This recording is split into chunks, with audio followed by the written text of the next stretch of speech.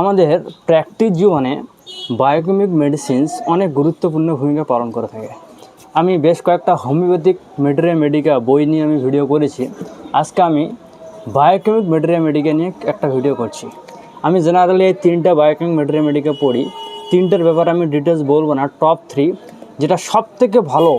আপনার চেম্বারে যদি এই বইটি এখনও না থেকে থাকে, বিজয় কুমার বসুর কম্পারেটিভ মেটেরিয়া মেডিকা, খুব একটা মোটা বই নয়, এত সুন্দর এবং সহজ ভাষায় দেওয়া আছে যে মোটামুটি 2 থেকে 4 বার যদি এই বইটি পড়েন, সেক্ষেত্রে বায়োকেমিকের যে 12টা মেডিসিন আছে খুবই ভালোভাবে আয়ত্ত হয়ে যাবে।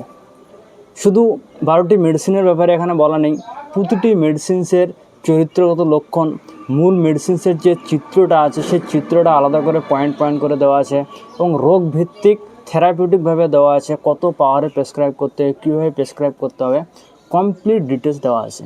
বেশি মোটা বই নয়, ছোট একটা বই, কিন্তু এত সুন্দর বই। সবথেকে বেশি আমি হোমিওপ্যাথিকের মধ্যে অ্যালেন স্কিনেট এবং ওষুধ পরিচয় হাতের নাগালের মধ্যে সবসময় রাখি এবং বায়োকেমিকের এই বইটি রাখি। বায়োকেমিকের অনেকগুলো বই আছে আমার কাছে, সবথেকে আগে আমি রাখবো এই বইটিকে, টপ 1।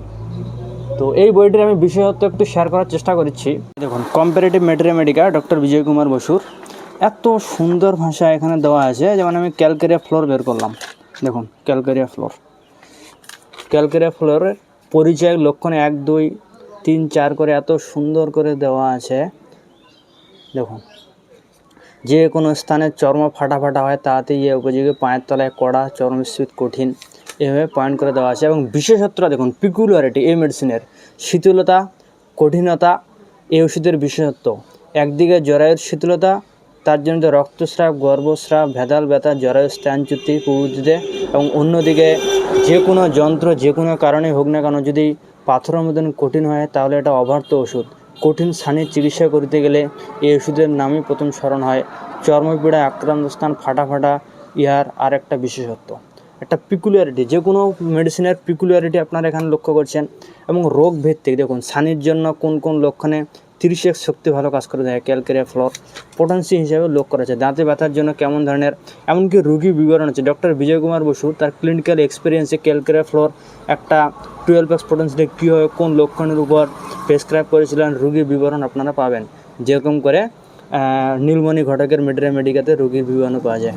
অন্তর্ভুক্তি হার্নিয়ার একটা রোগীর বিবরণ দিয়েছে, একদম ডিটেলস এখানে শো করা আছে।